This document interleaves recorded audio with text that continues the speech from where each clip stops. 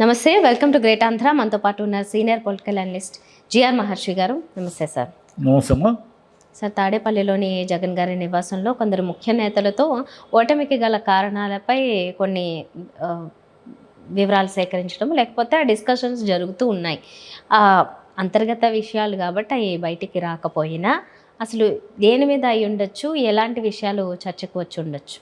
ఏముంది, ఇప్పుడు ఓటమి గురించి సజ్జల గారు, పెద్దిరెడ్డి గారు, కొడాలి నాని, ఇట్లా వెల్లంపల్లి, వీళ్ళు కొంతమంది కీలకమైన నాయకులతో ఇప్పుడు సమావేశం, మనం ఈ వీడియో మాట్లాడే సమయానికి సమావేశం జరుగుతూ ఉంది. ఈ సమావేశ వివరాలు కొన్ని బయటకు వస్తాయి, కొన్ని బయటికి రాకపోవచ్చు. అయితే ఇక్కడ ఏమిటంటే, వాళ్ళు గవర్నర్ గారి అపాయింట్మెంట్ తీసుకుని సాయంత్రము ఇప్పుడు టీడీపీ వాళ్ళు మా మీద దాడులు చేస్తున్నారు, మా కార్యకర్తల మీద దాడులు చేస్తున్నారు, దీని మీద మీరు చర్య తీసుకోండి అని ఒక కంప్లైంట్ ఒకటి ఇవ్వబోతున్నారు. అదొకటి. రెండవది ఏమిటంటే, వైసీపీ నాయకులు, అంటే ఓడిపోయిన ఎమ్మెల్యేలు కావచ్చు, ఇట్లా చాలామంది వీళ్ళు రకరకాల కారణాలు, ఈ ఓటమికి రకరకాల కారణాలు చెప్తున్నారు. ఒక ఆయనేమో వాలంటీర్ వ్యవస్థ అనేది కార్యకర్తలని వీళ్ళందరినీ దూరం చేసింది, ఆ వ్యవస్థ వల్ల కూడా మనం ఓడిపోయామని ఒక ఆయన అంటున్నాడు. సంక్షేమ పథకాల్లో కుట్ర జరిగిందని ఇంకొక ఆయన అంటున్నాడు. సంక్షేమ పథకాలు ఏం కుట్ర జరుగుతుంది? వాలంటీర్ వ్యవస్థనే కదా వీళ్ళు నమ్ముకొని ఉన్నారు. వాలంటీర్ వ్యవస్థ వల్ల మేలు జరిగిన మాట వాస్తవమే. అయితే మీ కార్యకర్తలను మీరు విస్మరించి వాలంటీర్ల వల్ల కార్యకర్తలు దూరం అయ్యారంటే మీరు ఎప్పుడు పట్టించుకుంటున్నారు కార్యకర్తల్ని పట్టించుకోవడం అంటే ఏమిటంటే, వాళ్ళకి ఏదో ఒక రకమైన ఉపాధి క్రియేట్ చేయడము, వాళ్ళకు పార్టీ నాయకులు దగ్గరగా ఉండడము, ఇవి ఏదో ఒకటి జరగాలి కదా. మీకోసము ఆడుకోరుగా పనిచేసిన కార్యకర్తలు ఈసారి అంత ఆడుకోరుగా పనిచేయకుండా ఏదో అంటి ముట్టనట్లు ఉండడానికి ఏమిటి కారణం అంటే, ఆ సమావేశంలో వాళ్ళే విశ్లేషించాలి. ఎందుకంటే మనకు తెలుసు, మరి వాళ్ళకు కూడా తెలియదు ఏం కాదు కదా. ఇంకోటి ఏమిటంటే, ఇది ఈవీఎం ట్యాంపరింగ్ అనేది మనకు ప్రతిసారి ఓడిపోయిన వాళ్ళు ప్రతిసారి ఇట్లా మాడుతూ ఉంటారు. ఈవీఎం ట్యాంపరింగ్ అనేది సాధ్యం కాదు. అదే సాధ్యమైతే కర్ణాటకలో బీజేపీ గెలిచుండేది కదా. ఇప్పుడు మాత్రం బీజేపీ అపసోపాలు ఎందుకు పడతా ఉంది? దేశవ్యాప్తంగా బొటాబొటీ మెజారిటీతో ఇప్పుడు చంద్రబాబు గారిని, నితీష్ గారిని, వీళ్ళందరినీ దగ్గర పెట్టుకోవాల్సిన అవసరం ఏముంది? బీజేపీ ట్యాంపరింగ్ చేసుకోవచ్చు కదా. కాబట్టి ప్రత్యేకంగా అదేదో ఈవీఎం ట్యాంపరింగ్లో జరిగితే నలుగురు ఎంపీలు ఎలా గెలుస్తారు? వాళ్ళు కూడా గెలవకూడదు కదా. తిరుపతిలో మొత్తం క్రాస్ ఓటింగ్ తిరిగి ఎలా గెలుస్తాడు ఆయన? గురుమూర్తి గెలిచే అవకాశం లేదు. కాబట్టి ఊరికే ఓడిపోయిన వాళ్ళు ఈవీఎం ట్యాంపరింగ్ అనడం చాలా సహజం, ప్రతిసారి ఎప్పటి నుంచో జరుగుతున్న విషయం ఇది. అదేం కొట్టిపారేదైంది. అయితే ప్రధానంగా ఏమిటంటే, ఎందుకు ఓడిపోయారు? ఎవరు ఎన్ని కారణాలు చెప్పినా మీరు అనుకున్నట్టుగా పథకాలకు 2,60,000 కోట్లేవో ఇచ్చామంటున్నారు కదా మీ 4-5 ఏళ్లలో. ఇన్ని కోట్ల రూపాయలు ఇచ్చినా కూడా ఎందుకు జనం ఓటు వేయలేదంటే, జనానికి మీరు దూరం అయ్యారు. జనము మిమ్మల్ని ఎందుకో మీరు దూరం అయ్యే కొద్దీ మీకు దూరం అవుతూ వచ్చారు. మనం నిన్న కూడా ఇదే మాట్లాడుకున్నాం. ఈ వాస్తవాన్ని గుర్తించుకోకుండా కేవలం ఏదో ఒకటి, అంటే వాలంటీర్లు పనిచేయలేదు, సంక్షేమ పథకాలు మనం ఇచ్చినా కూడా ప్రయోజనం లేదు అంటే, అవును సంక్షేమ పథకాలు ఇచ్చారు, ఇచ్చినంత మాత్రాన ఎందుకు ఓటు వేయాలి? ఇంకా ఇంతకంటే ఎక్కువ ఇస్తామంటున్నారు కదా వాళ్ళు. ఎక్కువ ఇచ్చే వాళ్ళకి మేము ఓటు వేయడం న్యాయం కదా. మీ కృతజ్ఞత ఎందుకు ఉండాలి? వైసీపీకి 5 ఏళ్ళు ఇచ్చారు. ఈ ఇయర్ నుంచి చంద్రబాబు గారు 4,000 పెన్షన్ ఇస్తారు, ఆర్టీసీ ఉచిత ప్రయాణం ఇస్తారు, ఇవన్నీ వరుసగా ఉన్నాయి హామీలు. ఈ హామీల్ని అంటే చంద్రబాబును నమ్మరు అని మీరు అనుకుంటున్నారు. చంద్రబాబు గారిని నమ్మారా నమ్మలేదా అనేది కాదు పాయింట్. ఆయన ఎక్కువ ఇస్తానన్నాడు కాబట్టి వేశారు అనేది ఓ పాయింట్. అయితే మిమ్మల్ని వద్దనుకోవడం వల్ల ఇంత ఘోరమైన ఓటమి వచ్చింది. లేదు, అటు ఇటు ఉంటే కనీసం 70 సీట్లు 80 సీట్ల దగ్గరైనా వైసీపీ ఆగి ఉండేది. అసలు వైసీపీనే వద్దనుకోవడం వల్ల కదా ఇప్పుడు ఈ డబుల్ డిజిట్ అంటే 11 సీట్లకు వీళ్ళు పరిమితమై ఉండేది. అంటే ఎందుకు వద్దనుకున్నారు? ఇప్పుడు ఈరోజు వాళ్ళు చేయాల్సిన సమావేశంలో మాడాల్సింది ఏమిటంటే, ఎందుకు మనల్ని వద్దనుకున్నారు? ఎందుకు వద్దనుకున్నారంటే, మీరు సంక్షేమ పథకాలు ఇచ్చేసాము, మాకందరూ ఓట్లు వేసేస్తారని భ్రమలో ఉన్నారు మీరు. ఆ భ్రమ వల్ల నష్టం జరిగింది. ఆ భ్రమ చివరి వరకు ఆ భ్రమలో ఉండడం వల్ల జరగాల్సిన నష్టం జరిగిపోయింది. ఎందుకు మీరు ప్రజలకు దూరం అయ్యారు అనేది కనుక్కోకుండా అసలు అన్నీ ఇప్పుడు వరుస తప్పులు చేస్తూ వచ్చారు కదా. అసలు మద్యము ఫలానా బ్రాండ్ తాగాలి అని రూల్ పెట్టడం ఏ రాష్ట్రంలో అయినా ఉందా? ఎందుకు ఆ మద్యము మీరు మార్చారు, పాలసీ మార్చారు, లేదా రేట్లు పెంచారు? సరే మీ ఇష్టం అది, ఎందుకంటే మేము మద్యం అలవాటు తగ్గించాలని రేట్లు పెంచాము అని చెప్తున్నారు. ఓకే, మద్యం తాగాలనుకున్నవాడు ఎక్కువ రేటు ఇచ్చి తాగుతాడు. కానీ మీరు ఏం చేశారు? ఫలానా బ్రాండే మేము అమ్మిందే తాగాలి మీరు అని రూల్ పెట్టారు. అది ఎందుకు తాగాలి అంటే వాడు వినియోగదారుడు కదా. ఇప్పుడు మీరు ఒక సూపర్ బజారుకి వెళ్ళి మీకు లక్స్ సోప్ కావాలా, లేకపోతే ఇంకోటి పియర్స్ సోప్ కావాలా, మైసూర్ శాండల్ సోప్ కావాలనేది మీ చాయిస్ అది. అంతేగాని ఎక్కడైనా ఏ వినియోగదారుడికైనా చాయిస్ ఉంటుంది కదా. అంతేగాని లేదు నువ్వు చచ్చినట్టు 5 ఏళ్ల పాటు ఈ సోపే వాడాలి, మేము తయారు చేసిన సోపే వాడాలంటే వాడు కోపం వస్తుందా రాదా? ఆ కోపం అంటే వస్తుంది కదా. పైగా ఆ మద్యము నాసిరకం అనేది విపరీతంగా ప్రచారం జరిగితే, లేదు అది నాసిరకం కాదు అని మీరు కౌంటర్ ఎక్కడైనా ఎప్పుడైనా చేయగలిగారా? చేయలేకపోవడం వల్ల ఆ మద్యము తాగి తమ భర్తలు తమ కొడుకులు అనారోగ్యానికి గురై చనిపోతారని మీరు ఎంతగానో నమ్ముకున్న మహిళలు కూడా యాంటీ ఓటేశారు. మద్యం అనేది ఒక మనిషికి పరిమితమైంది కాదు, మద్యం అనేది ఒక కుటుంబానికి పరిమితమైంది. ఇప్పుడు కొత్తగా ఇన్నేళ్లుగా అలవాటు చేసి ప్రభుత్వాలే సారాయి దుకాణాలు నడిపి, ప్రభుత్వాలే మద్యం దుకాణాలు నడిపి, ప్రభుత్వాలే బార్ లైసెన్సులు ఇచ్చి ఇన్ని చేసి హఠాత్తుగా నేను మద్యం మాన్పించేస్తాను అంటే ఏమవుతుంది? అది మొత్తం రివర్స్ అవుతుంది. ఎన్టీఆర్ గారు మద్య నిషేధం పెట్టి ఎన్ని ఇబ్బందులు పడ్డారో మనం చూసాం కళ్ళతో. ఎంతమంది కల్తీ సారా తాగి చచ్చిపోయారో ఆ రోజుల్లో. కాబట్టి దాన్ని మద్యము తాగే అలవాటును మీరు మాన్పలేరు. దాన్ని సరళీకృతము చేసి దాని మీద తిరగబడి అంటే జనం విసిగి వేసారిపోకుండా చేయగలిగి ఉంటే కొంత నష్టం తక్కువ జరిగి ఉండేది.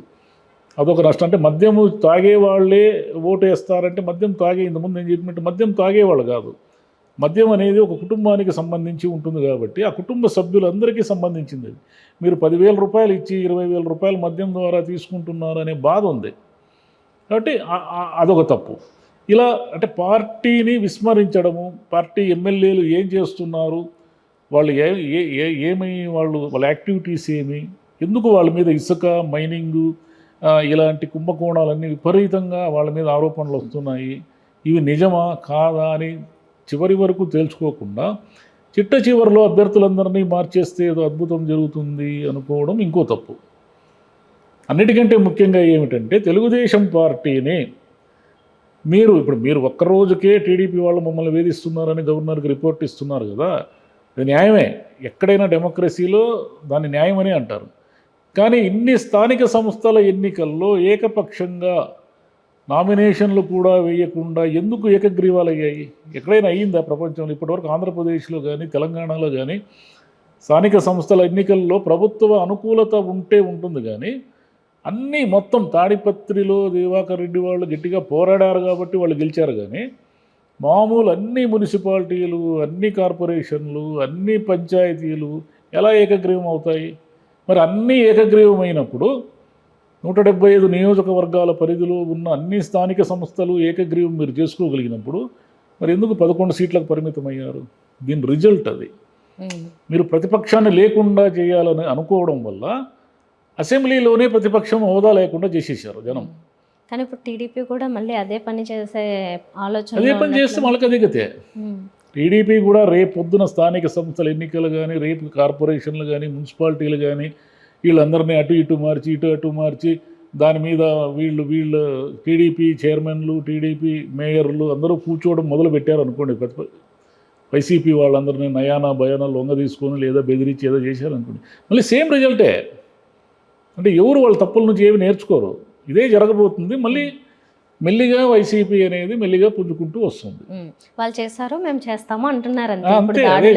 టీడీపీ చంద్రబాబు గారు ఈసారి అంటే మనకున్న రాజకీయ నాయకుల్లో ఇప్పటి వరకు చాలా విజ్ఞత, దూరదృష్టి అంటే వ్యూహము ఉన్న నాయకుడు అతను.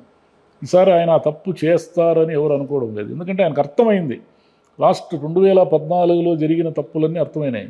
రేపొద్దున మళ్ళీ ఈ పథకాలన్నిటికీ లబ్ధిదారులు జన్మభూమి కమిటీల ద్వారా వచ్చారనుకోండి, మళ్ళీ మొదటికి వస్తుంది కథ, ఏం మారదు.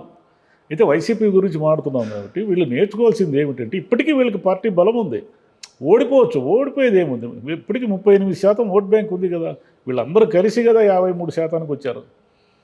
కాబట్టి ఇప్పటికీ ఓట్ బ్యాంక్ ఉంది కాబట్టి వాళ్ళకి వచ్చిన నష్టమేమీ లేదు. కానీ దాన్ని ఆ పార్టీని ఎలా బతికించుకోవాలి, కొత్త దాన్ని పునర్నిర్మాణం ఎలా, ఇప్పుడు దాదాపు కుప్పకూలిపోయింది ఆ పార్టీ. గతంలో ఎన్నడూ లేనంతగా కుప్పకూలిపోయింది. మీరు గతంలో 2014లో ఓడిపోయినప్పుడు కూడా మీకేం నష్టం లేదు, మంచి మెజారిటీ, మంచి సీట్లు వచ్చాయి. ఇప్పుడు ఏమిటి, ఏ నియోజకవర్గంలో చూసినా 20,000, 30,000, 50,000 మెజారిటీలతో ఎందుకు ఓడిపోయారు? అంత చిచ్చుగా ఎందుకు ఓడిపోయారు? అసలు జనం అంత పగబట్టి, అంత కసితో ఎందుకు వేశారు ఓటు? కేవలం మీ పట్ల మీరు పథకాలు ఇచ్చారు కాబట్టి మీ పట్ల కృతజ్ఞత లేకుండా ఓటు వేశారని మీరు నిందించడం వల్ల ఏ ప్రయోజనం లేదు. రాజకీయాల్లో కృతజ్ఞతలు ఇవన్నీ కాదు.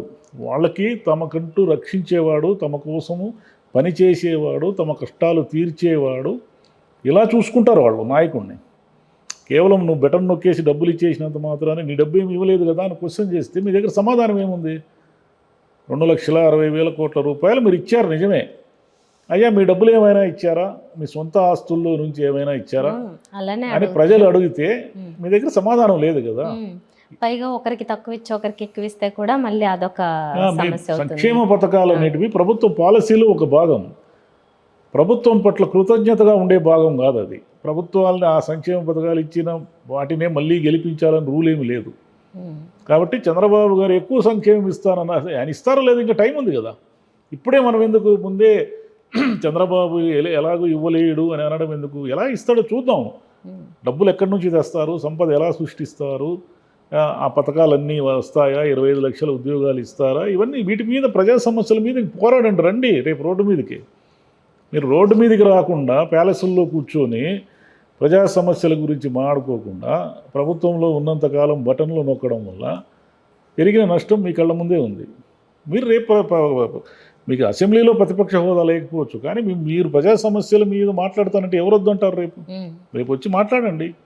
ఏ చిన్న, ఇప్పుడు గవర్నర్కి వినతి పత్రం ఇవ్వడానికి వెళ్తున్నట్టుగానే ప్రతి దాంట్లోనూ వైసీపీకి ప్రొటెక్షన్గా కాకుండా ప్రజలకు ప్రొటెక్షన్గా ఉండండి. ప్రజలకు ఏమైనా హాని జరిగితే, టీడీపీ ప్రభుత్వం వల్ల ప్రజలకు ఏమైనా నష్టం జరిగితే మీరు వచ్చి రోడ్డు మీదకి వచ్చి మాట్లాడండి. రైట్, అది కదా ఆలోచించాల్సింది. మనం ఎందుకు ఓడిపోయామనేది ఏముంది, ఓటమి గెలిపోయేమున్నది.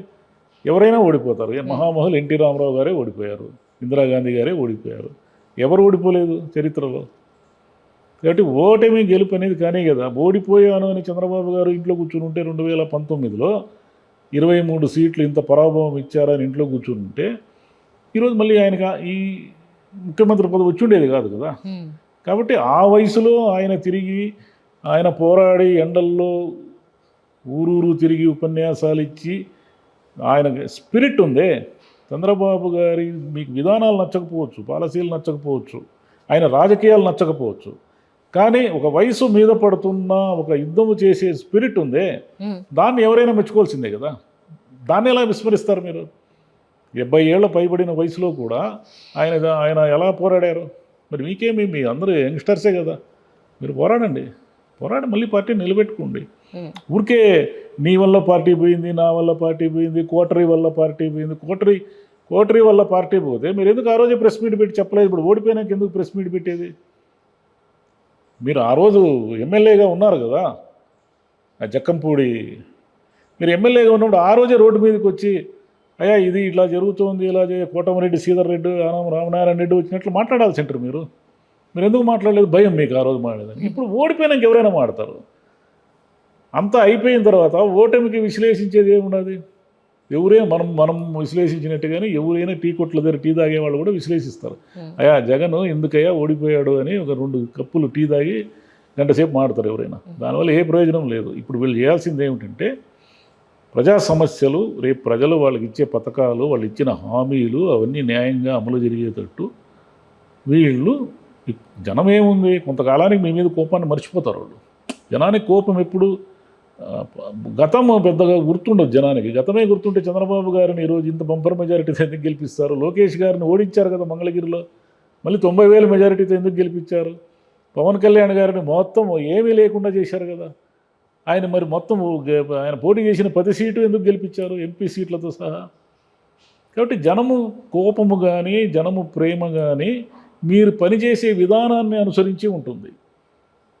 మీరు ఎలా పనిచేస్తారు అనే దాన్ని వాళ్ళు 1000 కళ్ళతో చూసి 5 ఏళ్లకు ఒకసారి తమ తీర్పును ప్రకటిస్తారు. ఇప్పుడు వీళ్ళు తీర్పు ఇచ్చారు, మీరు వద్దు మాకు, మీరు 5 ఏళ్ళు మమ్మల్ని ఇబ్బంది పెట్టారు, మీ పథకాలు వద్దు, మీరు వద్దు అని పక్కన పెట్టారు. రేపు తెలుగుదేశానికి కూడా అలాంటి తీర్పు ఇస్తారేమో, మీరు పోరాడండి, ఏముంది, నష్టం ఏముంది మీకు. రైట్. విశ్లేషించుకోవాల్సిన విషయాలు చాలా ఉన్నాయి. వీళ్ళు డిసైడ్ చేసుకోవాలి. చేతిలో వీళ్ళు పోగొట్టారు. ఓటమి గురించి నేను మాట్లాడడం లేదు, కానీ ఘోరమైన ఓటమి మాత్రము చేతిలో తెచ్చుకున్నది. గెలుపోవటంలో ఎవరికైనా ఉంటాయి. ఘోరమైన ఓటమి మాత్రము చేతిలో తెచ్చుకొని ఇప్పుడు బాధపడడం వల్ల జనానికి కృతజ్ఞత లేదని ఆయన ఎవరో ఒక ఓడిపోయిన ఎమ్మెల్యే మాడుతున్నాడు. ఇంత ఇచ్చినా కూడా జనం ఓట్లేదంటే వీళ్ళకి సంక్షేమ పథకాలు ఇవ్వడమే దండగా అంటున్నారు. సంక్షేమ పథకాలు లేవని మీరు ఎన్నికలు పోండి చూద్దాం, రేపు మీకు మొత్తంగా సున్నా చుట్టేస్తారు అప్పుడు. కాబట్టి ఇవన్నీ లింక్డ్, ఒకదానికొకటి లింక్ అయిపోయినాయి. జనం ఎందుకు ఓటేశారు, ఎందుకు ఓటేయలేదు అనే దానికి చాలా రీజన్స్ ఉంటాయి. కేవలం ఒకదాని ఆధారంగా మనం మారడం అనేది waste, time waste. Thank you sir. Thank you అమ్మా.